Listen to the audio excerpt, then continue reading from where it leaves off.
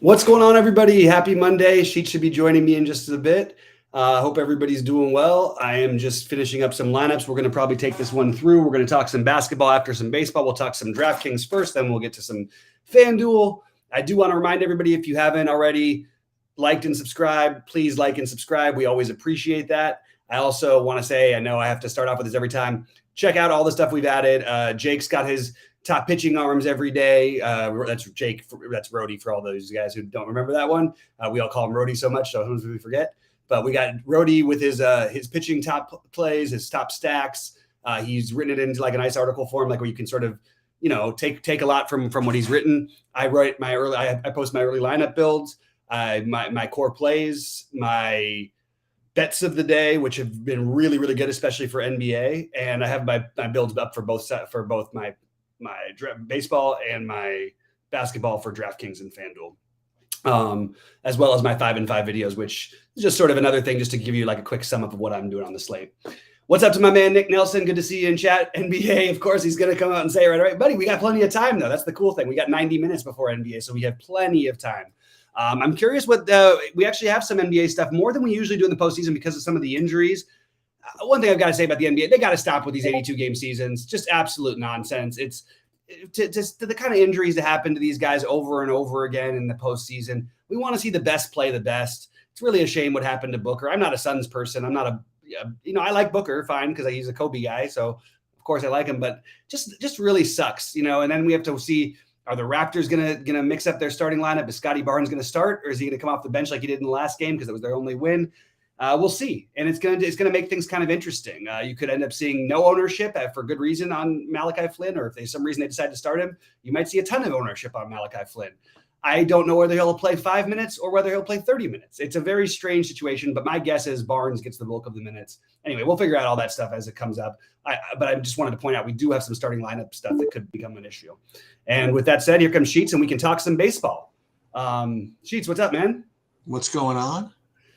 Just a few people in chat so far, and we're just talking a little bit about the NBA stuff a little later. We got the baseball lineups out. They came out a little differently as you'd expect on a Monday, but the weird part is that they came out differently, but it's going to make, I think, for pretty heavy chalk on some of the Astros. I think you're going to be able to get guys like Alvarez and Gurriel and I guess and Pena will be low owned. I think everybody else in that lineup is going to be pretty high owned. Maybe Bregman isn't crazy high owned, and I think the Dodgers are going to be really popular, but I'm not showing Muncy with a ton of ownership. I'm not showing Will Smith with a ton of ownership. I'm not showing Bellinger with a ton of ownership, Taylor or Lux. And I am more than happy to stack the Dodgers every which way. They are the number one stack in the slate for me. So that was just going to get into that stuff basically and talk about that. We don't have a Boston lineup out, right? As of right now, yeah, we do. We do. Boston it's not in the DraftKings app. That's the only reason I mentioned. Oh, sorry, JD's in the lineup. What about is Vasquez catching? No. Oh, great! I got to redo all my lineups and my projections probably. Okay. Oh, so you're gonna try and pick on my guy Berrios today, huh? No, I'm just looking at guys that I have in my lineups that haven't been assigned a starting role one way or the other, and I see all these Boston guys that aren't that. So now I have to redo everything. Okay. I'm pretty sure you got an easy switch from Vasquez if you want to Plawecki. I can redo everything. It's not a big deal. Yeah, for what it's worth, I don't think like either one of them is much. I mean, obviously Vasquez is a better hitter, but I don't think it's like a huge. Yeah, I don't have any Houston. I decided not to do that. So okay, so I'm comboing with Houston, but because I love Alvarez, I think Alvarez gets to be the low owned one, but I'm not necessarily fully stacking him. So I kind of hear you. Or you gotta hang on a second. I can't. I just keep doing the show because can you mute? Can you mute? Hey, what's up? I'm busy. What's going on? Okay. Where is Mark? Mark, where are you, buddy? When this is happening, it always cracks me up. All right. So anyway, I am stacking the Dodgers. I don't care. There's enough ways to do it. I think to get a little bit off the chalk. Like I said, the guys who I think will be the ways to do it. And I just see them as significantly they're a better team in a better spot. The team that's not going to get the love that I think is really interesting is the Blue Jays. I think you might see some ownership on Kirk because of his price at catcher. think you're going to see some ownership on Bichette, but outside of that, I don't see people playing these guys a bunch.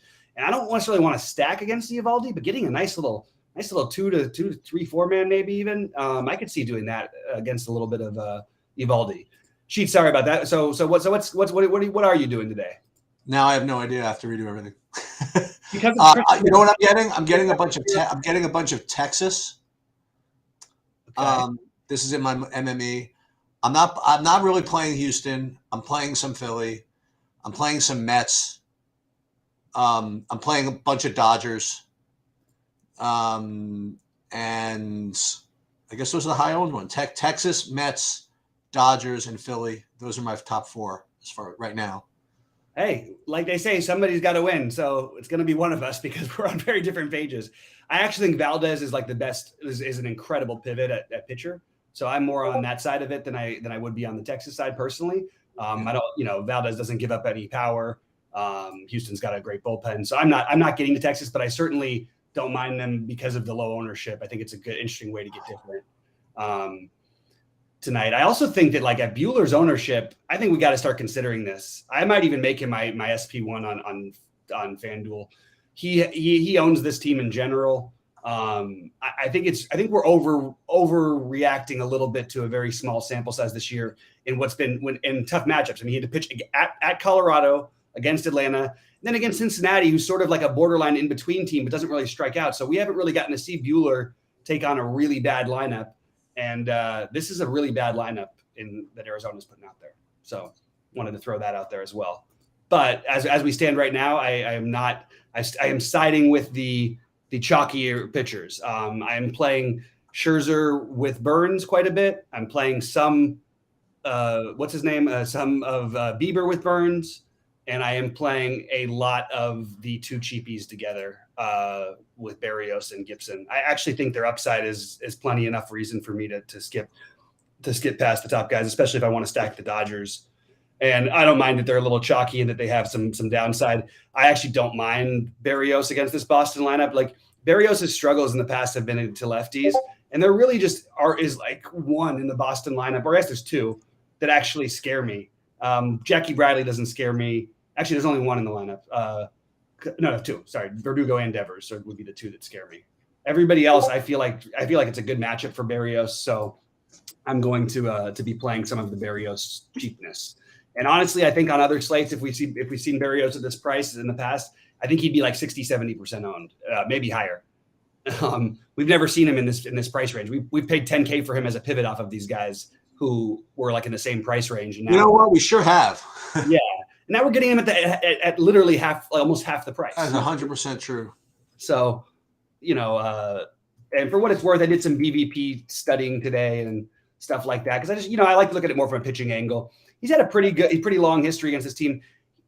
27% strikeout rate, over 111 plate appearances, low walk rate, 8 walks in 111. They're hitting 239 off of them with very little power. So I'm very open to this. I just have talked myself into the Berrios thing, and I just think Kyle Gibson has enough upside to play against this Colorado team. I don't love playing when they play each other back to back. I feel like that's a good argument to win. Usually it goes the opposite direction of how it went the first time, and he had a good outing last time against this Boston team. So I'm always worried about that a little bit. Do I think Rios is going to go play for the Dodgers is a question that's popping up. It's really impossible to know. The Dodgers have, they're loaded. There's no, I don't think there's going to be a general, unless he's going through like a tear or something like that. Will they give Freddie Freeman the day off? Maybe. There's really no way to know until the lineups come out, to be honest with you. So I don't know how to rank to go with that one. But if he plays, I definitely will be playing him. I'll tell you that. That's the only thing I know. So you think Mikolas is not somebody worth attacking? I'm still getting to these Mets here. I think it's fine. I think they're good. I wouldn't play a full 5-man stack against him. And to me, it's like I don't like 5-man stacking against pitchers that don't walk anybody. So that's my issue with the Mets. But I also think Mikolas, I thought you were going to talk as an option. I mean, he's been really good. We've seen him go through really good stretches in the past. But I do understand the Mets thing. It's not exactly, of all the stadiums, that's definitely the worst hitting weather on the slate from what I can tell. It's cold. It's cold in Philly too. It's 59 degrees, but the wind's blowing out 10 miles an hour to left field. You got some stadium, a lot of dome games tonight. You got the Angels playing in 80-degree weather with the wind blowing out. So I personally am totally good with the Mets. I just didn't end up getting to them much. And by the way, just in the name of transparency, I gave you a heads up that I might end up being not sucker, but throwing money away on this play earlier today, and I'm going to in the name of just doing something low owned and just because I just want to lose. I'm going to be playing probably way too much Dane Dunning. Yeah, fair enough. You definitely are getting leverage against the field for that with that play. The problem is, like, even if he gets there, there's plenty of problems. like the only way I could play him is if I was going to play him with Berrios, because his whole career, I don't know if, I don't know. He's had like 3 games that equal Berrios's like median average. Yeah, I know. Career. So that's the only problem I have. That's why I would use him with Berrios potentially, but I don't know. That would feel a little thin. It's just there's a lot of good pitching on the slate. Even the Berrios Gibson thing that I'm doing feels a little thin because between Bieber, Burns, Scherzer, and Buehler, you certainly expect some 20 pluses in those guys. And Berrios and Gibson, while they both have the upside to get past that, they definitely have enough downside as well. And if you're not playing Gibson, by the way, I'm not that interested in Boston particularly, but if you're not going to play Gibson, I do think playing some Rockies would be a good way to go. They're going to be super low owned. Grichuk has been like the hottest man on the planet. Yeah. He's only 3.8. I just think it's worth taking some shots with that. But I'm not, I say that as I'm not really doing it because I'm just not getting enough lineups, and I want to focus on getting the stacks that I like right. And I want to focus on getting the low owned parts of my stacks in everywhere. So I want exposure to every one of the Dodgers and every one of the Astros. We just don't know which Dodgers are playing yet because it's obviously too early, which could, by the way, Sheets could keep the longer it takes, the lower ownership you're going to get on them, because, the Dodgers are probably going to have 2 guys who they don't usually have in the lineup today. It could be Rios. I like that Rios guy. I love Rios, man. I'll bet that guy is the most effortless thing. If you I've watched him take batting practice and also in spring training. He hits the ball like 450 feet. Like it looks like he's just like trying to slap out and poke it. It's just crazy how much power that guy has. Philly stack on DK, mega chalk that I will completely avoid. Philly couldn't hit this guy in Colorado, and I am not going to be playing much Philly except for maybe some one-offs. I do think Real Muto is a really good one-off. I think that Castellanos is. I don't usually like to play expensive chalky players though as one-offs. That's the only problem. But I like them all individually. Freeland doesn't give up much damage. They just played this game in Colorado, and now we get it in Philly, and all of a sudden we're supposed to jump on it. If it happens, it happens. I think it's the wrong mentality to try to be stacking that game personally. Of course they could go off. Anything's possible, but I'm not into it at the high ownership that it is. If I'm going to play anybody high owned, it's going to be the Dodgers and Astros. Yeah, maybe I should. Why am I screwed? Maybe I should just play the Dodgers. Just be done with it. Well, you could, and it's cool because you don't even know who you're playing. That's what I'm looking forward to. Is like I'm just praying that lineup comes out, because if somehow it'll come out early enough. But if it doesn't come out after the Milwaukee game and I just hope it goes past the Philly game. I hope the Phillies lineup. I'm sorry. I hope when the Philly game starts, it comes out right after that or something. You know what I mean? Yeah. Then we can let people take that other chalk or get themselves into trouble with who the Dodgers are there. But if they try to play a couple of Dodgers 1 or 2 man, 3 mans or whatever, you're going to be able to adjust a lot because it's the Phillies, Dodgers, and Astros are going to be the most popular on the slate. And I don't think anybody else is going to be close. Where do you stand with the Indians who we talked about earlier? Because I do find that, they've got Josh Naylor in there batting 5th now because at 2,500, the righty lefty thing. You've got Franmil Reyes, who's reasonable at 3.7, and then Jose Ramirez, who's basically the best player in baseball these days. He just always seems to put up the best player in baseball every day. I mean, isn't he? I feel like, and the thing is, it's crazy, Sheets. The thing about him that was so great before is that he would literally run every time he got on base. He got caught all the time. Like not great for a real life baseball player, but it's great for DFS. But he has not stolen a base this season. And it's partly because he's hitting home runs and doubles and they're up by 10 runs all the time. So I can't really I don't know whether he's going to stop running, if that's part of their plan to try and, keep him fresh and healthy or whatever. But it is weird to see him without having run much. But then I look at the scores and it's like 17-1, 10-0. You can't really run in those games. Yeah, maybe this is better. Just playing a bunch of Dodgers. I can get a good build with a bunch of Dodgers stacks too. I could do that. Yeah. And like you said, I don't even know who I'm playing yet. Even better. Yeah. And Hingo just popped in with exactly my thoughts. The Dodgers should, if their lineup doesn't come out for another hour, then they should be lower owned than, because you have Milwaukee who will get some love and you have Philly who will get some love. Philly will get a lot of love, actually. So if you can eliminate those, and then once you get past those teams, you have the Dodgers and Houston, and yeah, they'll still be popular. Don't get me wrong, but you can always play the bottom of the order with the Dodgers. They don't let bad hitters hit. They don't have any bad hitters. Like, they just don't. The worst hitter they have is probably Austin Barnes, and I would probably play Austin Barnes if he plays today. So that's the way I would treat that one. I'm just making sure here. I do want to put a little cautionary thing up here. Something about the Burns thing feels, it's just, the more I think about it, like Burns over Scherzer, I mean, like any other time, or over Bieber, we usually would have gone the other way. And am I missing? Like, I just feel like people are so far off of Bieber, and I just don't know that it's entirely deserved. I know he's coming back from the injury. I know that they're going to be a little careful. So yeah, that knocks him down a little bit below the other guys, but for the difference in ownership, and not to mention, he had the best strikeout 2 years ago. He had the best strikeout per nine of anybody, and he threw 86 pitches his last outing. I don't know. It just feels like a spot where he could be right there with those guys, and he's going to end up like 10% or 8% owned on DraftKings, and the other guys. So in the end, so you do think he's going to be low owned? I don't think people are going to play Bieber much, and I think even less so people are going to play Buehler.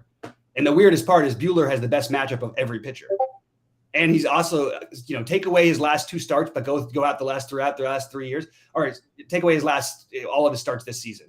But again, Atlanta once, at Colorado, and just the strikeouts were down a little bit. That's it. The hits are up a little bit. He is the most consistent pitcher. If you took all these guys on a larger sample size, if you took the last couple years, he's definitely the most consistent. So for him to be unowned, I'm gonna take my normal stack and then put the Bieber and Buehler lineup together, and maybe skip the other guys. That's definitely going to happen for me. What are you doing on the Fanduel? Kelly will shut LA down. Get out of here. Merrill Kelly. He might. He's never done it before, but he might do it this time. Sure. I've heard he's become a good real life pitcher. Is that not? Everybody loves their little 3-game sample size narratives. You think it matters if Nolan Ryan at his peak or Sandy Koufax came in to pitch against this Dodger team? I don't think it matters that much. It only matters if it's Max Fried or Blake Snell. Those are the two guys that we can't seem to hit. That's true. Everybody else the team hits, they are loaded. You have a freaking all-star team out there. I have no interest in buying into any of the Merrill Kelly. If it happens to work, great. Who's your top owned pitcher on FanDuel? Right now, because I want to get different and I like my stacks, I'm throwing Buehler and Bieber out there. Yeah. Which the right answer should be Scherzer. But I'll take a little gamble here and take the best of the guys, and the guy in the best matchup in Buehler's case. But I mean, Scherzer is the best option, I think. But again, like, you look at who you're facing. I mean, the St. Louis lineup scares me a lot more than the Diamondbacks lineup does. The St. Louis lineup scares you more than, yeah. I mean, it is at least he gets to face the righties mostly. That's good for Scherzer. And by the way, again, where you're not playing Scherzer, you should be looking at all of these guys as excellent one-off plays. Scherzer is the home run stuff. Yeah, he averages more than, like, what did he average last year? Like 1.4 per game, but he'd only average giving up like 3.5 hits per game. It's really weird. He just gives up the home runs. He's willing to challenge everybody. Okay, let's see. The favorite FanDuel stacks. I know there are only 5 games over there, and they start in an hour, but I'll answer K9's question. There's no difference over there to me. You can get the better hitters in for Houston a little cheaper.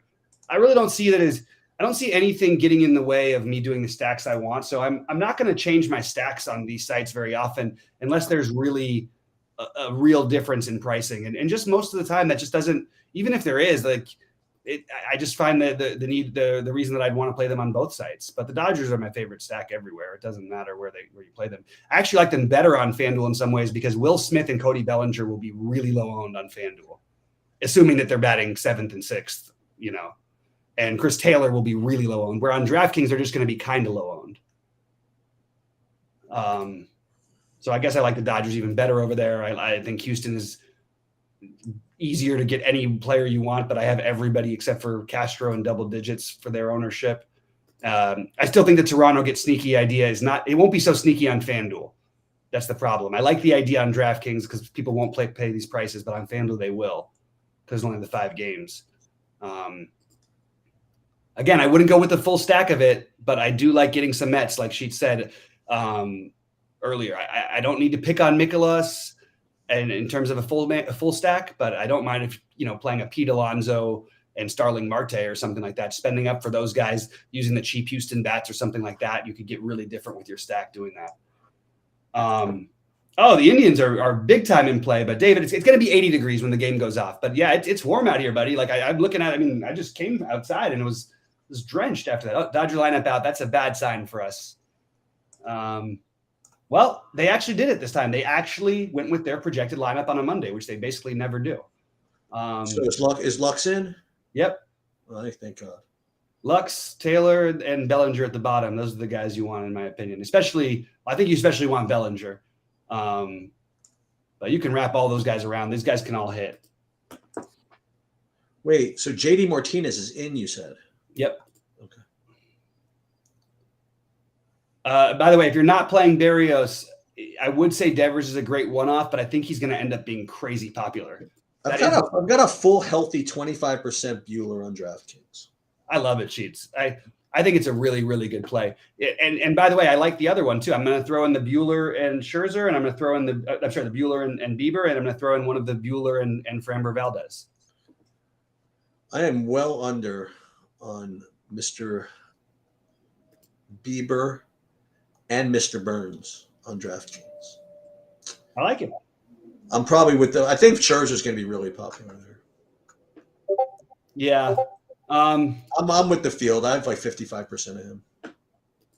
Yeah. He's in general, that I've said this forever since we started talking about DFS, that he's always my favorite guy to play because he wants to kill. He looks at the manager like he's going to kill him when they try and take him out.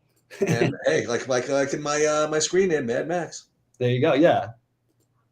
I actually think in the 250, I'm going to play the Valdez and Bueller combo. That's a little something we can do to get creative. I like that a lot, actually. Do you have any I guess you alluded to this earlier. It depends how many lineups you're playing. Like, do you have any San Francisco's just for fun and just some St. Louis's just for fun, like you were talking about?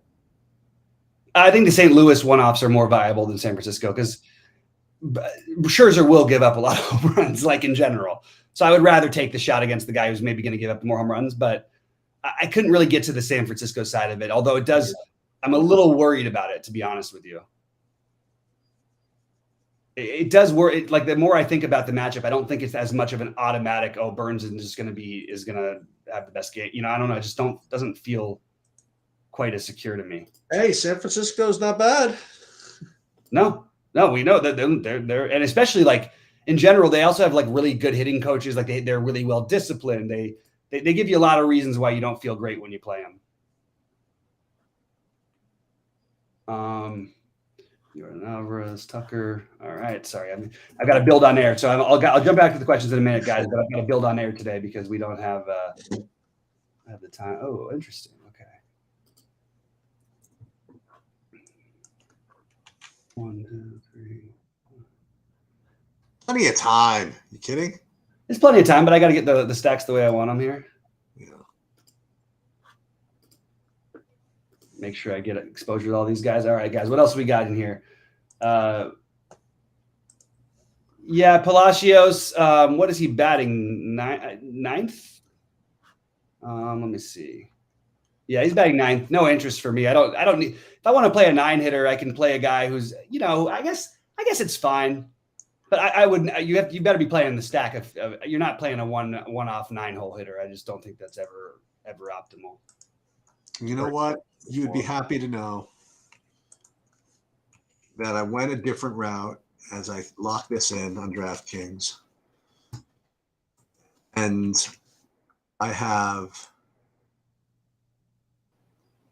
over 30 lineups, 75% LA Dodgers. Yeah, I like it. Let's go. You could say I am a Dodger fan, but I don't think there's any baseball analyst, and I don't think there's one analyst in all of baseball. I really don't think there's one that would tell you the Dodgers aren't the best team in baseball. Look at the number. Look at the odds. They literally have 2.5 times the odds of anybody else to win the World Series. Like, it's a ridiculous star-studded team. The guy batting eighth was an all-star last year. You know what I mean? Like, we have guys on the bench who would hit 25 home runs for other teams. Gavin Lux is a 300 hitter if they ever let him just play every day and bat in somewhere earlier in the order. This is not about a bias towards the Dodgers. I was the one screaming, "Don't play the Dodgers" when they were facing Fried last week. Let's see what else we got in here. Am I playing Turner at short mostly? Yeah, so I am playing some Pena in my Houston stacks because no one's going to play him batting ninth, and I love the talent on the kid. So I will play him as my 9-hole hitter. I'm sorry, I will play him in my 5-man Astro stacks, but I don't think I would do it unless I was in the 5-man Astro stack. And then I'm playing Turner. Turner is my primary shortstop on DraftKings. On FanDuel, I am going back and forth, but it's probably going to end up being Turner on FanDuel as well. Bichette would be the next guy for me, and I don't think that you're getting that much of an ownership discount to play Bichette over him. So, but I do like Bichette as well. So I said, "What's up to Joanne?" That was Adam's question. Let's see. John saying this. Wait. John, do me a favor. Write a DM to MSL and myself, and just say what's going on, because we haven't run into any issues. I don't know what's going on there. Send me a DM, John, and I send me specifically what the problem is, because there shouldn't be any problem here. I'll make sure to have it reinstated. But if you send it to MSL directly in our thing, he'll have you reinstated like before you know it. So sorry about that. I don't know really what's going on with that. Dodgers won't beat Scherzer and DeGrom in the playoffs. Guys, look, maybe not. The playoffs are an absolute crapshoot. Anybody who thinks that baseball actually measures the best team, realize the team with the 14th best record in the league won the World Series last year without their best player. So it doesn't really have anything to do with anything. It's a total crapshoot. The best team almost never wins in baseball, and just remember that. Who won the World Series last year? The Braves. They did, didn't they? With all 83 of their wins, all 500 of their baseball team, and without their best player. And Eddie Rosario is not going to hit 526. He hit 526 against the Dodgers last year. You know what's great? I don't have to worry about watching from being up any money in baseball for like hours. Yeah, that's true. It's just like every other day, Sheets. Yeah, exactly. Except this, I might actually have some innings remaining. Yeah, you hope at least. You don't need to worry about being dead right off the bat like me. No, I hear you, Slick, but don't worry about the Dodgers as a team. I mean, look, me and Sheets talk about it. Teams coming off of 10-run games. There is no actual statistical evidence about it anymore. I'm telling you right now, Cleveland scored 10, 11, then 17 on back-to-back days. It just doesn't we can't look at it like that. But also the thing is, I always tell everybody this. Baseball and DFS is not about just scoring the most runs. It's about having the guys how do you score the runs most effectively. Those are with stolen bases and with power. Simple as that. And that's why you're always going to want to play the teams with the most power and speed combination upside. And that's what the Dodgers are. Oh, get out of here, BBF. The Dodgers did. Yeah, you know what? What happened with the Lakers' other 15 titles? Were those all in a bubble? I forgot. How about the Dodgers' other 6 titles? Were they all in a bubble? I don't know. I forgot. The absolute crapshoot that is the MLB playoffs has people actually totally misguided. I mean, the Braves during the 90s were a great example of this. The Braves should have won like 7, 8 titles from 91 to in 96 when the Yankees won. The Braves, I don't know if people remember this. The Braves were up 2-0 after games 1 and 2 on the road. Yep. With the greatest pitching staff of all time at the time. Yep. And then the freaking total breakout of Andrew Jones coming out of nowhere. Yeah, I remember. Yeah, he had the big 2 home run game, that massive shot when he was 19. That was the year where Rivera was the setup man. Yeah, I'm not really sure why the trolling from BBF. Like, we usually is a pretty cool guy. I have no idea why to try and troll me about the Lakers right now. I'm not trolling anybody. I'm not insulting any other teams. No reason to troll me about the Lakers. You know what, Bobby? Because it's for people who like teams that like win a lot. It's sometimes enjoyable to troll them. It just is. I've never been one of those people. No, because you always have you always have the team that's winning. You don't have to. No. Look. I'm obviously a huge. You can afford to be magnanimous. I mean, you got all these rings and these trophies and stuff. If you're from freaking someplace else that never wins anything, you become like it's a different lifestyle. Yeah, but I'm sitting here rooting like crazy for the Celtics, which is crazy because why would you do that? Because I hate Kevin Durant specifically. There it is. Slick, go ahead and stack Arizona. If you took every game from Walker Buehler's career and you stacked against him every day, you would not be in good shape. So go ahead and give it a shot and donate away, because there is no way an Arizona stack is winning all the money tonight. I'm not saying they won't score any runs. I'm just saying that a full-on 5-man. I want to see a 5-man Arizona stack. All right, what else? Well, that's funny. It's weird because the root against teams things. It's a weird dynamic because like you take Duke for example. Like I don't know what I'm going to do now that Coach K is retired. I and the funny is I rooted against Duke literally like every game that I didn't have money on them like for the last like 80 years, and I have no idea why. You know what I mean? Like it was like the greatest program of all time. They were completely clean. You know what I mean? There's literally no reason to root against them, and yet you know what it is? It's just those freaking fans. I just can't stand looking at them in that freaking camera indoor. I just can't do it. Well, that's certainly fair enough. Yeah. So I guess that's what it is. Yeah. I mean, I grew up with so we had a friend, a close family friend who was the head of philosophy at Duke. So we ended up becoming like, and they were, of course, all the players' favorite class was this guy's class. So we grew up I grew up as a pseudo Duke fan before I understood what that even meant. I also had the same issue come up with when I was 6 years old, and my favorite when I first watched football, my only year of watching football, I watched college football because we didn't have any teams that we knew didn't leave us. So Troy Aikman, my favorite player, goes to the Cowboys, this lowly franchise to me. I'm a 6-year-old, and then I end up realizing like 6 years later, oh my God, I'm a Cowboy fan. Now everybody really hates me. Yeah, they really do. I had to drop out of there. But I also hate Jerry Jones, so I had another reason to get out of there. Yeah. Troy Aikman, Troy Aikman was responsible for one of the great. He actually was in a bowl game. This is one of my greatest bets, whatever. I thought it was like a total luck. Like Troy Aikman had a great UCLA team, like as you know, mm-hmm. and they were a pretty big favorite over Florida, and with Emmitt Smith. Mm-hmm. And Emmitt's, and I took the points, and UCLA won, but did not cover in that bowl game. Oh, interesting. I forgot about that. I knew they played. I actually forgot the result of the game. UCLA won, but did not cover. Yep. It was not like a major bowl game, but it wasn't like a small one either. It was like one of the, not the Citrus Bowl, but it was one of those like December 30th type bowls. It was good. It was a good game. Yeah. They also, who's their wide receiver? They had a really good wide receiver on UCLA in that, shit, I forget who it was. Oh, it was that. I think you might have got there because they had the great receiver after. Oh God, it's gonna drive me crazy. I'm not. I remember that the quarterback for Florida was a guy with a mustache. I think Kerwin Bell, and then the quarterback for I remember it was Aikman. I thought they had a good wide receiver. Was it Hartley Dykes? No, he wasn't. I forget. I just forget. Even though I watched that, it was before I was in the phase of like knowing all the stuff. I can't remember all of it. You know what I mean? I can remember the Dodgers though, like from '88. Like I could tell you their whole roster. Right. No, dude, great, Slick. I hope that if everybody else is losing, I hope you win. I don't really care. It's a regular season game. I'm not going to sit here. It's not like if the Dodgers lose, I lose any sleep over it. They play 162 games. My family is crazy about it. That's true. They'll literally sit there and watch every inning and every minute, and I'm just like, guys, I don't know how you do this and still manage to have a life because there's 162 of these things a year. I can't do it.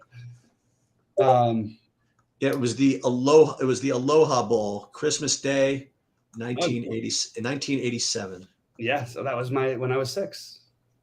Nope. That was the last one because he came out in the 88. 20, and that was correct. 20-16. 20-16. There were 2 MVPs: Troy Aikman and Emmitt Smith. Troy Aikman and Emmitt Smith. Oh wow, that's weird. I didn't know that. And then of course they go on to play on the greatest football team of all time together. Could be. It's hard to argue against them for the greatest team of all time. When you have your entire offensive line is in the Hall of Fame, your running back is in the Hall of Fame, your quarterback is in the Hall of Fame, your tight end's in the Hall of Fame, and your entire defense. I think they had 8 guys from that defense in the Hall of Fame. It's nuts. They don't make them like they used to. Right. Hey, and they laughed when they traded whatchamacallit, Herschel Walker. Oh yeah, I know. That was looking back, the greatest thing, the greatest move of all time. Yeah. I mean, literally, that's what's going to happen with some of these teams. Like, not exactly the same type of thing. They didn't trade, but it's like the Golden State Warriors are going to be unbelievable for the next 30 years. There's almost no way it doesn't happen because all they have is these perfect guys to bridge these next gaps. They've got all these young guys who they don't even play right now, and then they find a Jordan Poole. They're just it's teams franchises that are run well that can really turn a corner by having. It's like what the Spurs did. The Spurs had the best record in the West. David Robinson gets hurt. They don't intentionally tank, but they couldn't win any games. Then Avery Johnson gets hurt too. And next thing you know, they draft Tim Duncan and they start a powerhouse. I'm reading up on this, and then I remember why is it the perfect example of a team. Why I would bet a team like Florida, like UCLA, they were like supposed to be like the nuts that year. They were going to make the Rose Bowl, and they somehow lost to USC in the last game of the season. Yeah. And they were just had no interest in going to the freaking Aloha Bowl, where Florida was just so freaking pumped, and that was that's why Florida kept it close. Emmitt Smith was a freshman that year. Yeah, that's what I was going to say. I knew they were obviously different age ranges because they were both the number 1 picks. Yeah. Okay. Troy Aikman had transferred from Oklahoma. That is true. That's right. And because oddly enough, the guy who eventually became their coach said that he couldn't run an offense in college. Yeah, there you go. Barry Switzer, who I hated. I was not a fan of Barry Switzer either. Okay, I'm just making. So you're talking about the Lakers. I have actually a really kind of a fun fun fact from about LeBron. So I when I was really into the coaching, I spoke with now I forget his name. He coached Akron, and he was actually LeBron's high school coach. Now I forget his name because I suck. But anyway, you know LeBron James is left-handed. He's ambidextrous. He's not really left-handed. He writes left-handed. Right. Yeah, I've heard that one before. I've heard about it before, but something that feels like. I mean, I guess that's still pretty close. Like it's pretty incredible. I'm the coach. Can I tell you? No, I know. It's crazy. It is pretty wild. I'm not a LeBron person, but obviously it's hard not to be amazed. Christian Walker. Yeah, you guys go ahead and play. Anybody can go ahead and play the Diamondbacks. I will not be that guy. Dambrot. That was Keith Dambrot. He's now coaches Duquesne. But yeah, he did a lot of good coaching videos and stuff like that. I like him. Yeah.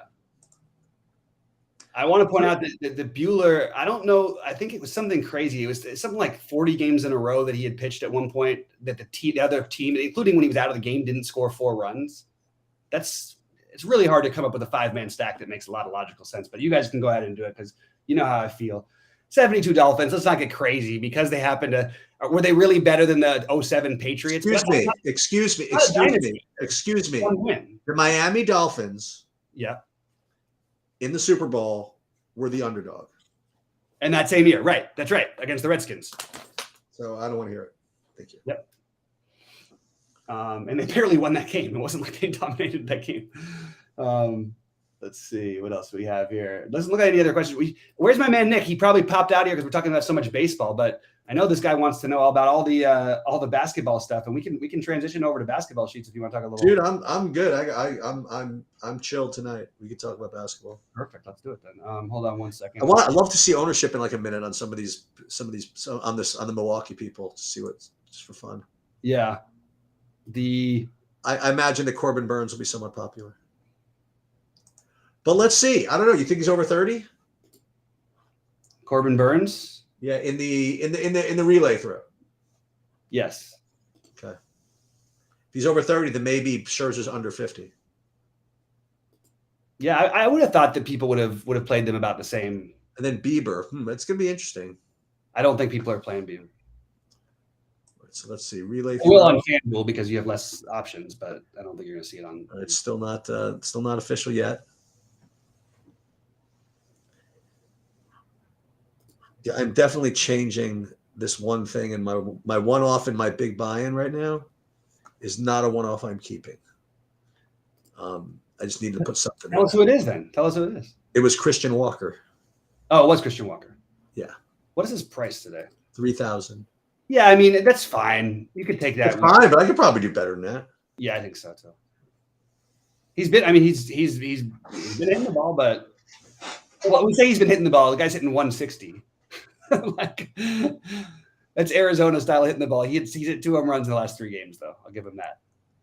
It is really funny though when everybody's like, "Oh, he's been killing the ball this year." I'm like, "Oh, he's hitting 160."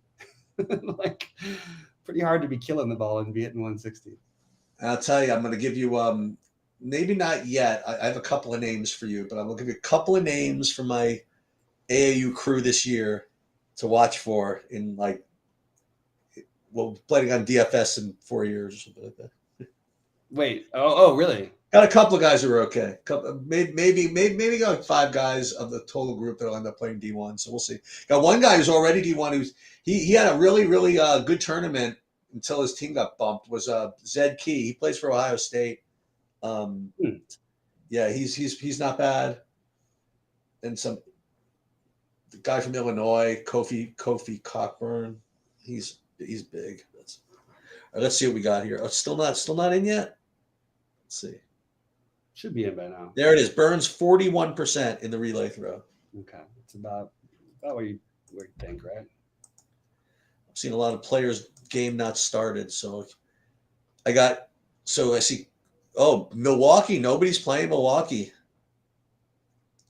That's not true. I'm looking at Colton Wong. He's hitting 9th. Yelich 6%. Renfro 11. Yeah, that makes sense. Oh yeah, they're playing. Caratini's 11. Wow, that's a lot of ownership for a catcher, I think. Well, I mixed up my main lineup a little bit to go less Houston on DraftKings, but DraftKings at Houston is going to be my main stack on FanDuel today. Let's take a look at the as I did play the bigger one. Let me see what the ownership is over there. Anything? Who you play so far? Oh wow! First of all, Burns is 47% in the big one. I have Burns. I have Burns in the big one. Yeah, and that's it. That's all I got. Yeah, it didn't end up using. That's all I got right now. Let's see. In the 250, I've got him too. But I threw a couple of. I have a couple of Andrew McCutchen and Keston Hira type of things. Let me see if I got him in the 250. 10% McCutchen. I do not have him in the 250 though. You know I'm in the 250, and I have him in the 250. So there you go. You can win the 777. I'll win the 250. There you go. All right. So we can talk a little bit about the NBA tonight, Sheets. All right. Yeah, I'm gonna run some crapola right now, and I'll let you know what I get when I script, and then we'll actually make the lineups. Sounds good to me. There's nobody out. There's nothing. Oh, the Barnes and the whatever the starting lineup for Toronto, right? Yeah. The good thing is I'm pretty much have come to the terms that I'm playing Scotty Barnes no matter what. I'm just going to grab an updated projection for the NBA so I can not. Yeah, mine are pretty tight, I think.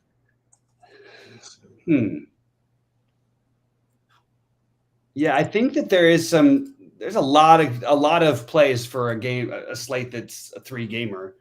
A lot of like interesting low owned plays. I think Nicholas Claxton is one of them. Yeah, I think you might have talked me into some of that. I think he's one. Yeah, I think he's one of those guys. I think that. Who was the other ones I had? I'm just gonna take a quick look. I think that there's a little bit of an overreaction to Dwight Powell tonight. Now, it could work, but it seems a little fishy to be as owned as he's being projected. I feel that way a little. I like Mike Conley tonight, but like I feel like it's a little fishy that he's going to be 50 some odd % owned or something. I think that I'm not going to pay up for anybody. You're gonna like this ownership. I might just keep this script just the way it is, considering what I'm getting. I'm getting 65% Jordan Clarkson. I thought you might like that. Yeah, I do. I mean, it's because if you look at the games, even just in these postseason, it's like one of Conley or Clarkson. So if Conley's going to be 50% owned and Clarkson's going to be 5% owned, and he's cheaper, it just doesn't really make that much sense that Conley would be rated that much ahead of him. The other one I can't figure out the projections why they're so high is Embiid. Yeah, I know. I'm getting like 100 million% of him. He's projected to score 60. I'm looking at 60 and 58 fantasy points. Yeah, that's what I got, 60. He hasn't scored more than 54 in a game, and that was an overtime game in which he had 39 in regulation. So he would have been under 47 in all games so far, and he's hurt. Yeah. He's playing hurt. Now, of course, could he get 60 here? Yeah, he could. But why are we going to assume that? Like, why is that his median average when we've had some opportunity to see it and he hasn't even come close? I'm going to drill down a little more here. Hold on a second. The spend up who makes the most sense to me by far is Luka. I do think Embiid is fine, but I kind of like the Harden and Siakam idea. And I think I'm going to end up with like 4 Raptors. Where'd that spread go, by the way, the Toronto game? 7.5 now. It's probably, I'm really pissed off, Sheets. This is what I get for not playing on the weekend on Saturday, because I played Thad Young in like 30% of each of my lineups. Just it's total speculation after he played no minutes. And then he goes and he plays 30 minutes and puts up 35 fantasy points. And it's just like, now I don't think you can count on that again, but I don't think anyone is expecting him to be, I don't think he's expected to be owned at all. Unless he like starts or something weird happens. But I think you kind of need to play one of Boucher, Young, or Precious. Precious being the most obvious one, followed by Boucher. But then you can get the low ownership on Thad Young. I think you want at least one of Siakam or Trent. And then, one of Barnes or Trent. And then I think you should consider Siakam strongly. And then OG on Fanduel. It's just the best. I think that's the game you target here. I know it's going to be fairly chalky, but we just named some ways you could get different with it. Another one that perception is going to overwhelm people is, I'm not saying this is like the most awesome fun play in the world, but why not play a little bit of Al Horford here? Like for his ownership to be like sub 3% or something on DraftKings and then really popular on FanDuel just makes no sense. So for what it's worth, this is kind of a fun little tidbit. I guess I could say this one time. So Jason Tatum, I tracked like 4 different projection models. Yeah. 55, 55, 55, and Sabres him as 45. So that's what they have for who? Jason Tatum. They haven't projected at 45 fantasy points? Yeah. Seems a little low. They're really low on all of the Bostons. It's interesting. It isn't. I'm not saying right or wrong. I find it interesting when one is just that much different than the others. Yeah, I agree with you. Yeah. That whole game they have low. They have Durant at 44. Well, I mean, Durant, in all fairness, has deserved to be at 44. Right. He hasn't hit 40 yet in the game in any of the postseason games. Which, and of course, he's 40 compared to the other places at 46, 47. So I think. I know it's just weird. I mean, the projections are just a complete crapshoot. People don't know what to do with these guys. Yeah. I do want to point out, I answered a question from Kobe, a good question. Do I have any interest in Thibault? And my answer is no. The 2 games that he did play in, you really need things to break right, but it could always happen like with minutes before, but how does it happen now? So who's he getting minutes from? He's not taking any minutes from Maxey. He's not taking minutes from Tobias Harris. He's not taking minutes from James Harden. He's not taking minutes from Joel Embiid. He can take some minutes from Danny Green. That's it. But Danny Green is still going to play minutes. And in the 2 previous games that he played, Danny Green played a combined 60 minutes. That's averaging out to 30. So there's just not enough time for Maxey to play. Now, could look like an awesome play, quickly into the game if Danny Green and Tobias Harris get in foul trouble, and then you get Thibault out there for the whole time. But it's not like they even specifically need Thibault to guard a specific player as much in this matchup. Maybe if Van Vliet was healthy or something, but like he can't match up exactly with Scotty Barnes anyway. You don't really need him to shut down Gary Trent. Danny Green can do enough of it. I mean, I just don't know how he gets the minutes, but without foul trouble, which is possible. That could always happen, but I'm not going to play any Thibault. It's a very different team with the way they're currently constructed. Let's see. Would you go back to Kleber at all? Paul Reed. Is that a serious question? No, I have no interest in Kleber. I mean, it just throw up a thing in the air and see what could happen for it. Just you don't know really what's going to happen on a given night with Kleber. Paul Reed is definitely have no interest in Paul Reed here. Dude, Paul Reed is totally winning the slate. I don't know, because he put up 16 fantasy points in 8 minutes in one game. We're going to start playing him. It would be terrible. I mean, I don't care what what ends up happening. He'd be a terrible play.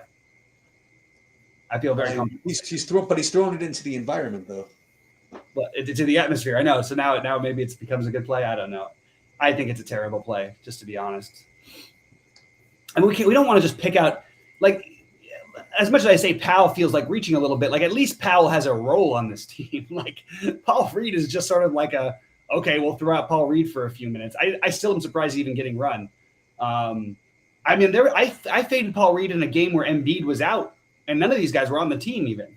So should we be playing less Embiid and more Harden? I'm not playing Embiid. I told you that. I said I'm playing Harden. I'm with you on that. So that means yes. According to me, according to my what I talked to you about, yes. I don't have Embiid in any lineups on DraftKings. I do have Harden. I do have Embiid in my main lineup on Fanduel, but I also have Luka and Durant in that lineup too.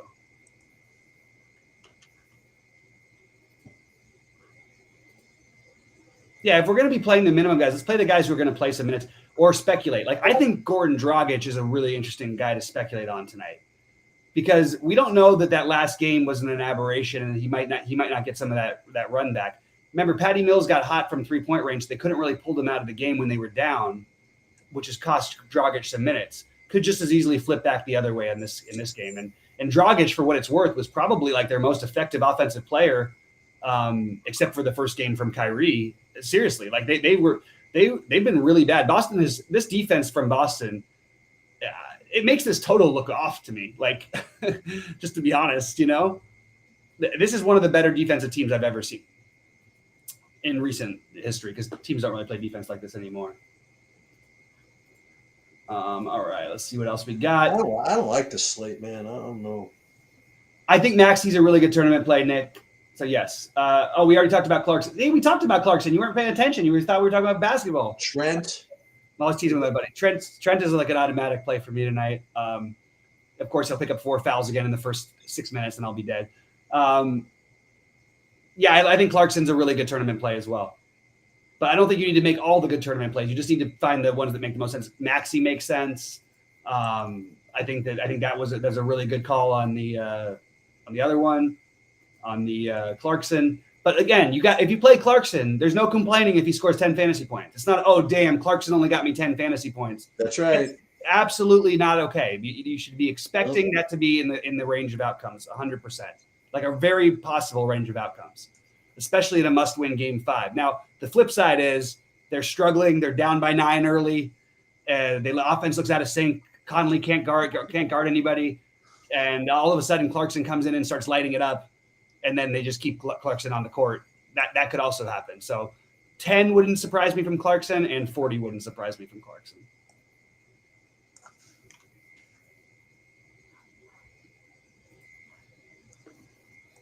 I thought, like, I'm looking at the projected ownership for KD. I'm not buying it. I'm not buying it, man. They're going to play him, right? No, I don't think I can't see how people are going to play him. Like, what else do you need to watch? They had a must-win at home. He played 46 minutes and took 11 shots. Like, he was actually efficient too, and he just—I don't know what the hell he's doing. Well, I mean, you certainly have to give Boston a little credit. No, I mean, Yeah, but you're supposed to be the greatest offensive scorer. That's what everybody calls him, the greatest offensive weapon of all time. Great. Then if you're the greatest offensive weapon of all time, that good makes job. Giannis. What is Giannis the greatest? Like by 10 times the greatest ever? I mean, because Giannis ain't gonna have this trouble with these guys. I don't know. Kevin Durant is a beta who needed other people to get him his titles, and still tried to form a super. That's a rough one. He's awful, man. I'm sorry. I have no. That's a rough take. The Durant beta take.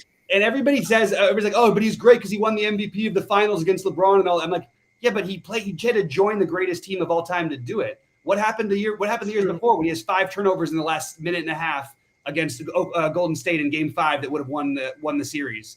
What happens when he misses 6 shots in a row and doesn't shoot anymore for the rest of the second half because he doesn't know what to do? He's not the guy. He could be the best player on a title team, but he can't be the leader of a title team. He's not a leader. Sorry. I have a lot of hatred for him because he left my boy alone in OKC when that team was going to win a title the next year, and he left him. All right. Looks like no more questions are drying up. Chat's sort of drying up. Any FanDuel related stuff? K9 was in here early, so we did answer a couple, but I don't know if we got to everything. I want to talk a little more about this. So you mentioned Thad Young. Yeah. If you play him, can you play him with like one of those other bigs or not really? Yeah, I think you can, but I think it would you'd want to do it. My natural instinct would be you'd want to do it with Precious rather than because Thad can sort of play the 3-4 combo. You know what I mean? Okay. They can move Barnes over to the point. He doesn't need to. He's not like a center traditionally. They just sort of made him that in the modern NBA, but he's not going to be against Embiid. Right. So I personally think that I would play him more likely with Precious than I would with Boucher. Okay. But you look at even the numbers from before when Thad wasn't playing, Boucher was he had his big 30-minute game and he put up 31 fantasy points. But Precious, the last game it was Boucher and him both had they had combined for 60. I think Precious feels a little safer to me, but I think you really could go either way. I don't think it's actually a must. One way or the other. You look at Seth Curry at all? Yeah, I did. So like the Curry versus Clarkson thing came up. I actually have him in my main lineup because I couldn't get the extra 300. Well, who do you like? How about Curry versus Bullock? For me, it's Curry. But I wouldn't get to that because I would probably take the shot on Clarkson at his ownership ahead of Bullock. Oh, I guess you're going small forward, huh? I'm currently. I'm playing Derek White in some tournaments just to tell you how weird I'm getting with it. And I can't recommend that anybody do it, but I'm going to do it. All it takes is 2 Marcus Smart fouls. And Derek White could put up like 35 tonight. 2 quick ones. I want him right away.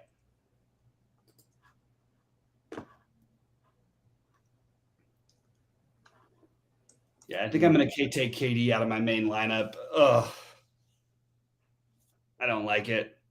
I do like it, actually, to be honest, but I thought I was going to be liking it at like 5% ownership. I really thought that people would just ignore it. No, but it would make sense. Think about it, because you got Luka, who's only 600 more. You've got Embiid,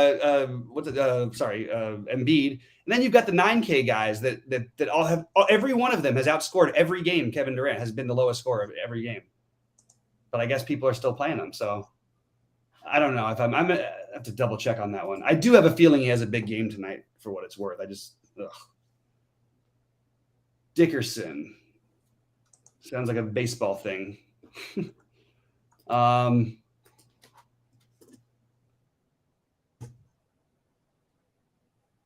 I think Dickerson. I like that. I like that call very much. You get the perfect kind of guy. You get a lefty against Scherzer. Take the weird one off. I like it. Pingalore, not bad. Please refocus the hatred towards LeBron. I'll go back to LeBron. Okay, Kobe, I'll do it for you. I think the Nets. I actually don't like that. I mean, maybe they win the game.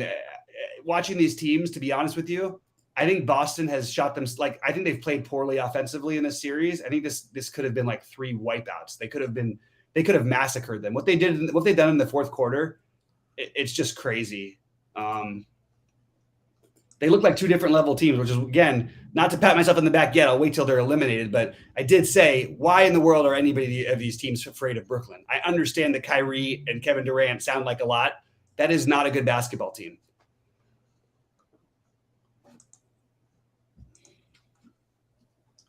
Let's see what else we got here. Nick, no more thoughts. I still don't know what I want to do. With basketball, it's tough. Yeah. It's really tough. I just think you probably need like 3 Torontos for sure. At least. Yeah. But you can play Thad Young to be one of them. And there you go. You don't have to worry about ownership. Yeah, my current thing is 3 of them, but not Trent. I was going to play Barnes, Thad, and Precious. Interesting. To be honest, if it was me, I probably would be okay with eating the Trent chalk in that kind of a lineup. But I kind of like that that's a little different. You like Bogdanovich at all? He's going to be really popular, and I just don't see that he should be as popular as he's going to be personally. I don't think that's how I see him. I mean, I can get all the way up to freaking Trent probably. I wonder if you can get away with just playing all of 5 guys from Toronto. I got 4 now with no do it with no Siakam. 4 with no Siakam. Yeah, that's what I had initially. What I basically did was I replaced Bogdanovich with Trent. So you think Trent's a little bit better chalk than Bogdanovich, even though Trent's probably going to be. I think they'll both be owned, I guess. Well, Trent can put up like 45 or 50. Bogdanovich would have to have like one of the great shooting performances. But Bogdanovich can do that too. No, get out of here. He did in like the first half a week ago, didn't he? Yeah. What do you think he ended with? He probably ended with less points. Yes. I had him once where he scored 39 points and he made 11 threes. And he had how many fantasy points he had that night? Because he had 5 turnovers. He had 37 fantasy points. He had 39 real life points. Are we dumb not playing Donovan Mitchell? No, it's definitely not dumb. Okay. I mean, Sheets, you called it out really well, right? When we were talking at the beginning of the playoffs, like it's a 2-way thing. You're going to get your best players are going to get featured more opportunities, but the other team knows that. So they're going to go hard trap. They're going to get the ball out of their hands. And, that's why it's so impressive with the guys who consistently just stay great, like Giannis and not these other guys who have these down games. I'm just afraid to play Seth Curry in a game where Kyrie and Durant are going to shoot the ball 4,000 times. I get it. But the problem is though that they don't, because they keep sending that they have a great defender on each of them, and then they send the double help, which usually leaves Bruce Brown open. That's why Bruce Brown keeps going nuts. Dude, this is the pivot off of all that stuff. Not even the pivot. If you don't want to play, it's shooting guard. If you don't want to play, what's his name, Bullock or Seth Curry. What about the guy you mentioned before? How about Derek White? That's what I did. Yeah. I mean, I don't feel like incredible about it, to be honest, but I think there's a path. That's all I need is a path. You're trying to win a tournament. You got to do something a little bit funny.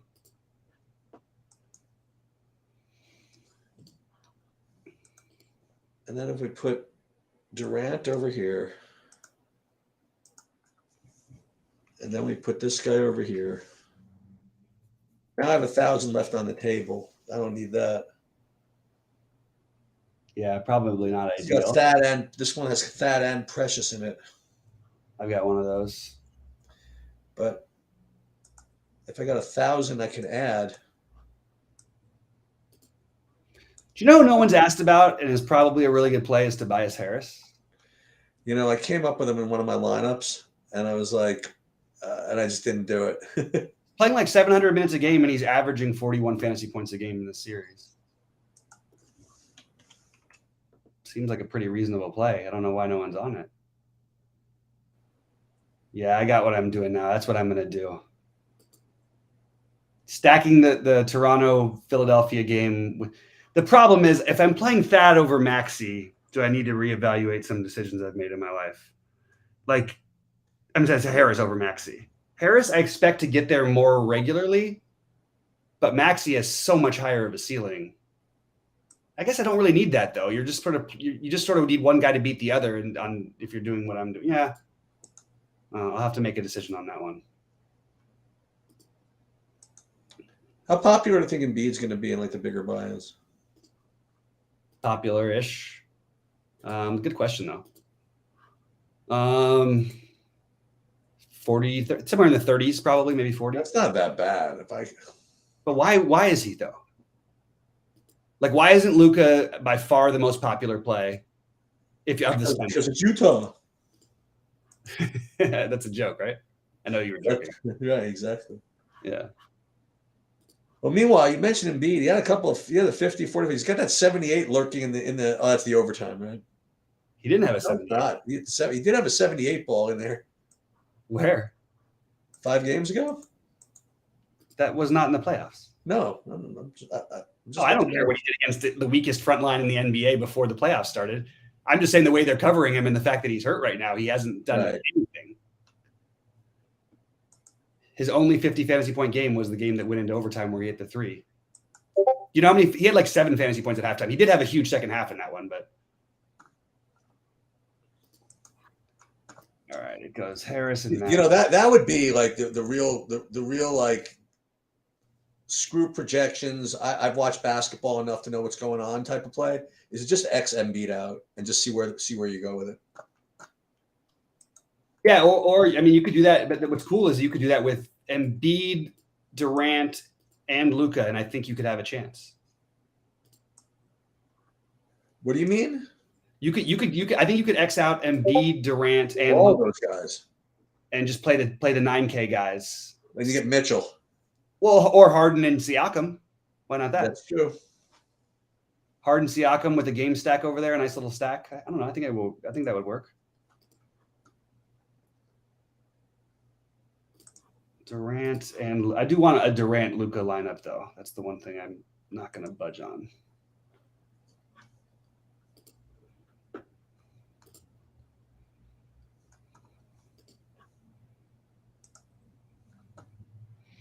I feel kind of stupid. No, sorry. I need to get. I don't need Luka in this. Okay, I'm going to play because I really, really want to play. The weird thing is Tatum should be the one projecting them. I mean, he's been the highest scoring player of all these guys in the postseason, and no one wants to play him. You like Marcus Smart at alternate? I always think he's fine. His job is going to be made on defense again. We'll see. I really do like Harden though, which is weird for me to say in like a potential like closeout playoff game. It's like sort of goes against my brand here. What did Kobe say?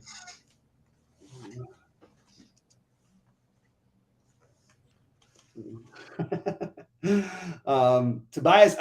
Nick, did you hear me say that before? I didn't see the question, but I just was talking about. I think Tobias is a really good play. I just put him in my big one.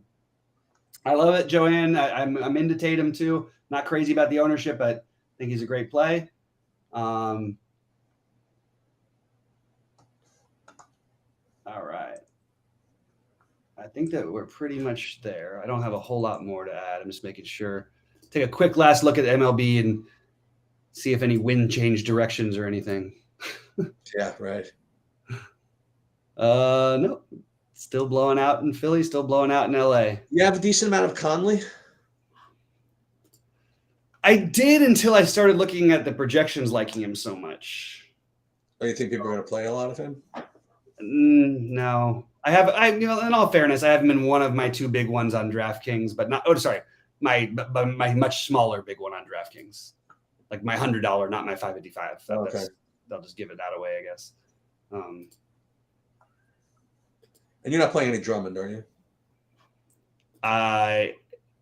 No. I would play some Claxton, though.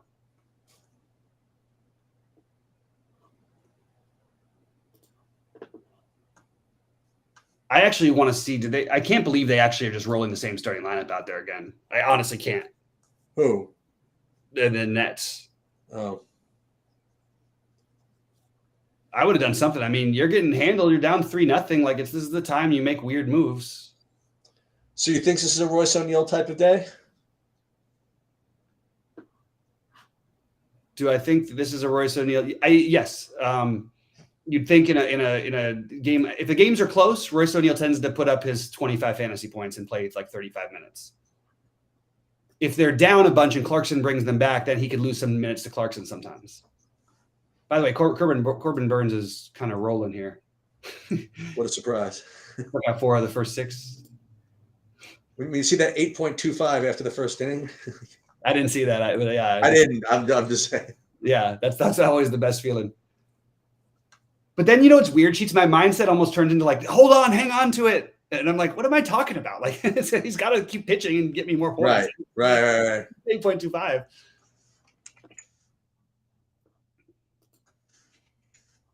Tobias sneaky. So Nick, you're asking it again. I just said I like Tobias. So you want to know, I guess, you're asking me more ownership-wise. I think Tobias Harris ends up right in the 10 to 12% range, maybe a little less. And I think both he and Maxey are really good low-owned plays. Remember, Maxey plays really well at home, for what it's worth. And I went ahead and did it. I played. I can't believe I did it. I can't believe I'm like locking Harden in basically on DraftKings. Like, what happened to me? Who am I?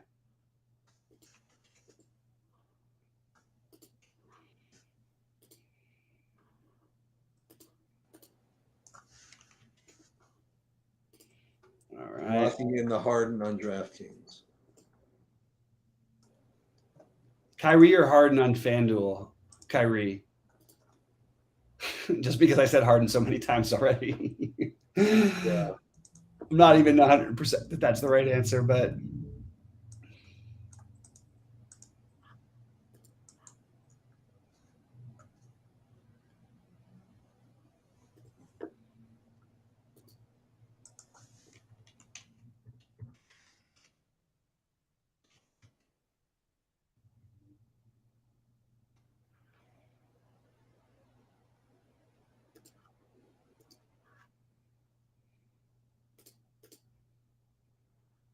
Clarkson.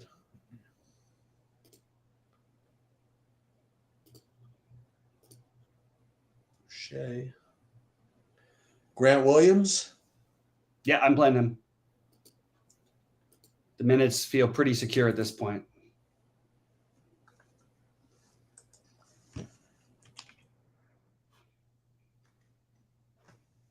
And for what it's worth, on my FanDuel big lineup, I am doing exactly what I talked about on my earlier stuff and what we talked about. I'm going to play Will Smith, Freddie Freeman, and Muncy all in the same lineup. Okay. Because the position crossover and the fact that Will Smith will be very low owned. So that's just, thought I'd throw that out there.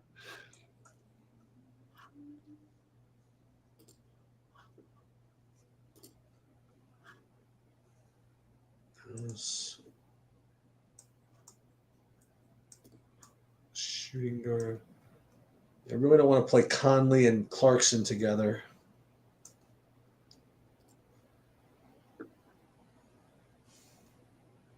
You don't want to play Conley and Clarkson.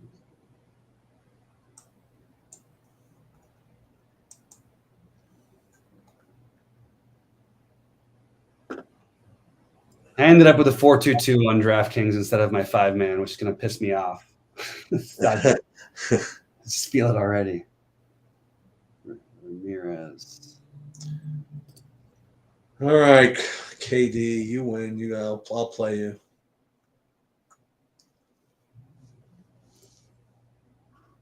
Fine.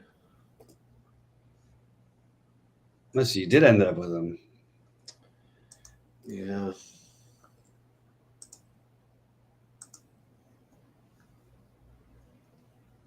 It's because I'm stupid, I guess. Well, you know what? If I want to play Embiid, I mean, I got to get points out of somebody, right? Yeah. I can't do this Harden thing. I don't know why I can't do it. Can't bring yourself to do it, huh?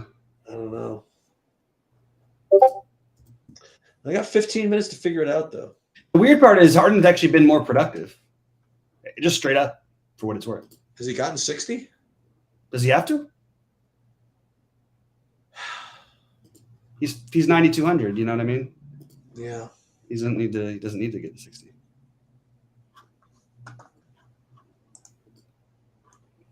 I'm just going over my Fanduel ones.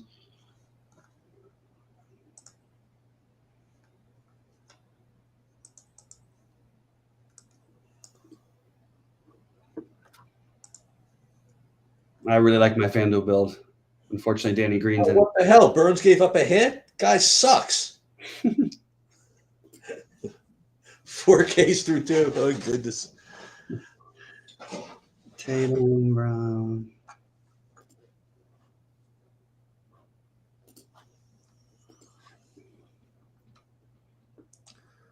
Who's got these points? Nobody. No runs.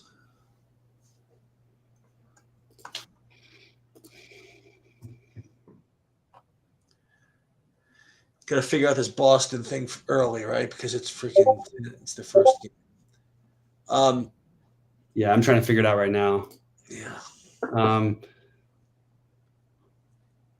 don't really like what I'm doing with my shooting guard spot. Let me see. Actually, doesn't really matter. It's just Fanduel point per dollar. I do think that Thibault thing is like just kind of interesting from that Kobe brought up before, but I just can't bring myself to quite do it.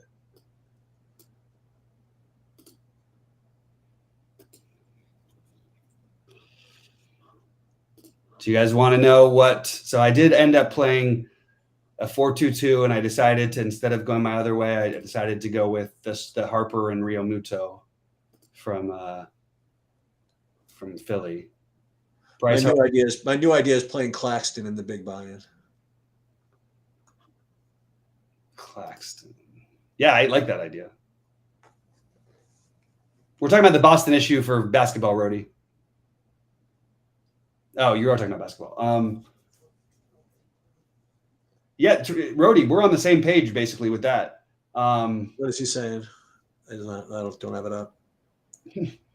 All right, good luck, WW Fresh. Now he's saying that he likes the 3 Torontos and Harden and Harris.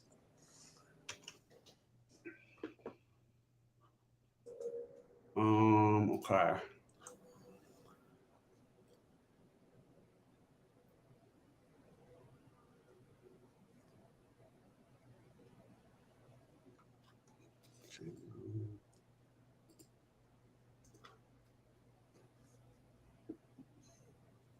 Any chance Jaylen Brown could be sneaky?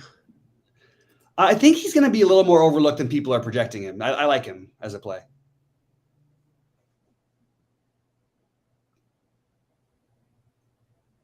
I can't believe I'm playing Reggie Bullock and Danny Green in the same lineup. You're playing Danny Green on Fanduel.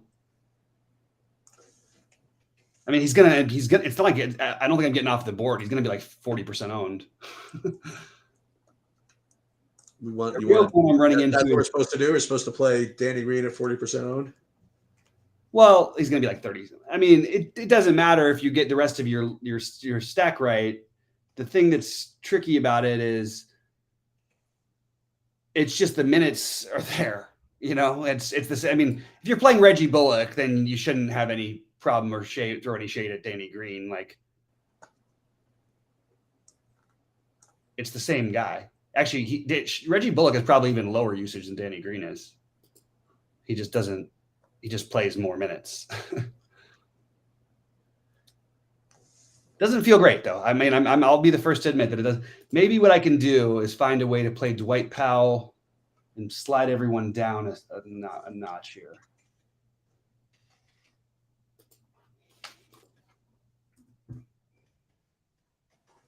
All right. Well, we're back to someone else. One of us is going to win because now I'm back to not playing Durant. So we'll see. I promise you this: that however my lineups start, it's probably not going to end up that way. I'm probably going to be doing some funny business throughout the night. Yeah, I'm very happy to announce that I did just get off the Danny Green. There you go. That makes me feel a little better. It's weird though. You have to do some weird shuffling. And it's all the multi-position players on Fanduel makes it really interesting. Like, So someone's got 25.90. So someone hit a home run. Yep, Connor Joe. There it is. oh, right away off of my Kyle Gibson. Right off the bat. There it is. Right off the bat. What's up with these guys? These guys from Colorado. I hope they don't do it what they did last year when they couldn't hit it in Colorado, but they kept hitting on the road. The Kyle Gibson chalk is off to a start. Rhodey, don't take Sheets too seriously. I don't think he's really that concerned about the Boston issue. He was just trying to figure out who to play, right? Sheets. What? He keeps asking about the Boston issue, but you were just talking about who to play from Boston, right? There's an issue. What Boston issue? You said back to the Boston issue, and I think that I just don't know who I'm playing from there. That's all. Oh, I thought there was like some issue. No. Yeah. Just 3-game slate, just scrambling with my brain. That's all. Yeah. Milwaukee scored a run, but nothing major. Just a single and a run via RBI. Kelston Hura is back in the major leagues. Yeah. I didn't even know that. I played him a little bit today. We had such high hopes for him. Well, he gave us plenty of reason to, and then I don't know what. Of course. He's one of the few guys, and he wasn't as high of a prospect, but he was a big enough one, and he certainly hasn't lived up to it.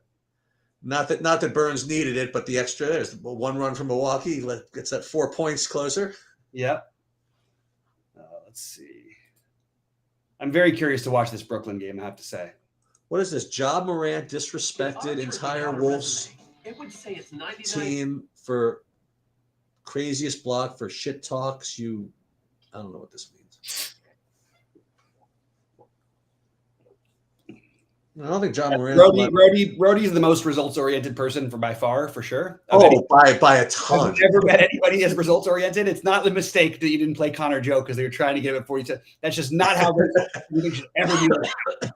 Ever. If somebody hits 2 home runs and you almost played him but played another guy instead, it doesn't even make him a better player. My favorite thing about Rhodey is oh my God, that would have won if you only put it in the 5,000. I know, and I'm like, come on, man, it's bad enough. This is my 87th lineup out of 150 in the relay throw. Oh, why didn't you play that in the 1500? Yeah. At least Rhodey's a great guy, and obviously has a good sense of humor. He's the best. We need to go back and forth with this a lot. Oh, now Connor Joe of all people, right out of the gate with the leadoff spot. Boom.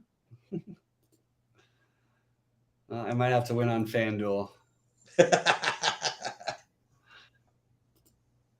Kyle Gibson is just the strangest pitcher, man. Well, who did I play on FanDuel? He's definitely won me a lot of money in the long run, but there's been so many times where I'm like, what am I doing playing him? I don't know.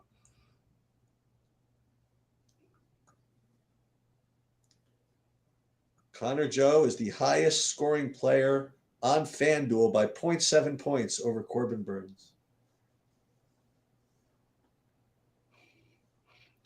This is Merrill Kelly thing. Merrill Kelly, let's go. I'm looking at Twitter right now, and people are just popping up. Merrill Kelly. I'm just like, oh my God. Thank you to all of the other touts who make these. I don't care what actually happens tonight. You're not going to convince me of that. I care what happens. I mean, I don't care. I'm not. Sheets, you're the. I didn't say you. I wouldn't say you taught me because I knew it before I met you. Yeah. You cannot be results oriented. Oh. No, Brody, we're not killing you. We're just messing with you, man, because it's always the same story. It's always the right afterwards. Oh, but this guy did it, so I made a mistake on this. And I'm like, you didn't make a mistake. Just because somebody has a better thing doesn't mean you make a mistake. Kyle Gibson was 23% owned in the relay throw. That's about right. Yeah, that's what he was in the 777 too. Hey, but he's got 2 outs. And he could still win the slate, by the way. Oh no, of course he could. It's 1 run. It's totally fine. I don't even regret regardless of whatever happens, it's not going to make me too stressed out. Because I mean, he throws pitches. He threw 90 of them against this team the other time in Colorado. He just didn't get the strikeouts there. He does have strikeout upside, believe it or not, even though people say that he doesn't. He struck out 10 guys in the game this year. Not many guys have done that so far. But obviously at the moment, I was wishing I didn't play him.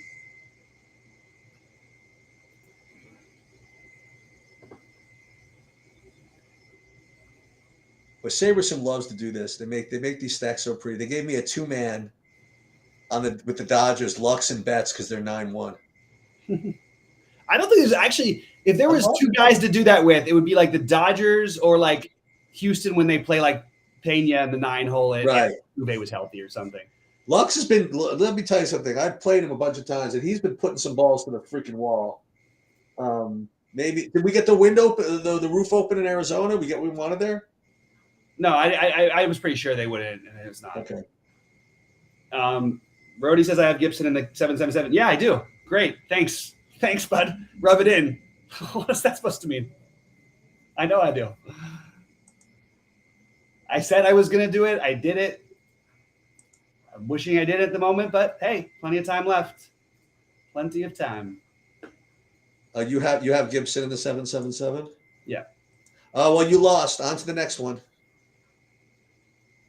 No way he could come back.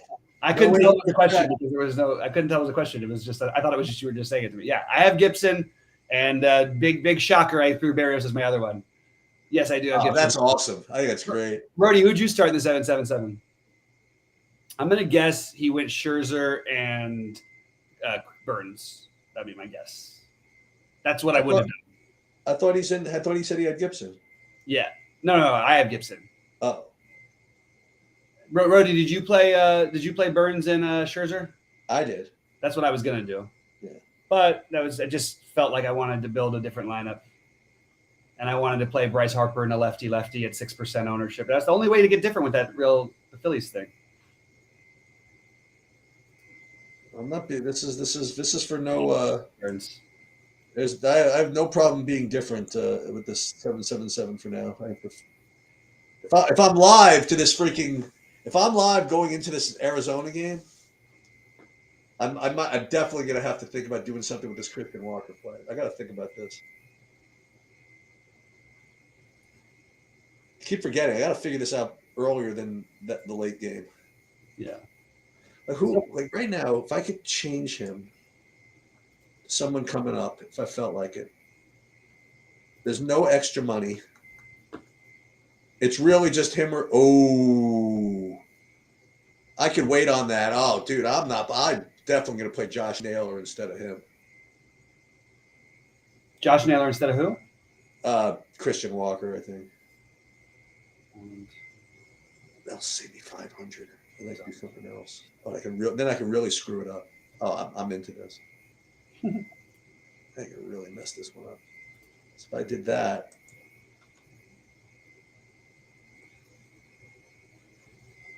We'll see.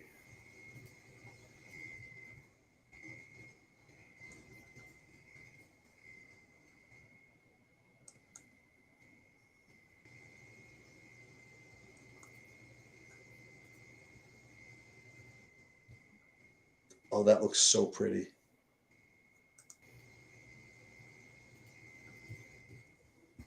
I might just do that.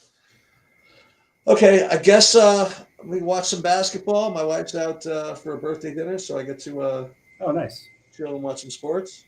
Nice. And yeah, good luck, everybody. Yeah, good luck tonight, everybody. I hope you guys crush it. I'll be in Discord the whole time, and let's go. I like Naylor as well, Brody, so hopefully we can get that one together. Good luck to everyone. Thanks to Rody for being a good sport sheet. Thanks so much. Yep. And we'll be in Discord. Don't forget to Wait, Bobby, I forgot to tell you. Just I forget. The thing I said I can make tomorrow night, I can't. I'm actually out tomorrow. Okay, night. Thanks for telling me. The day I'm good, though. Okay, sounds good, bud. All right, later.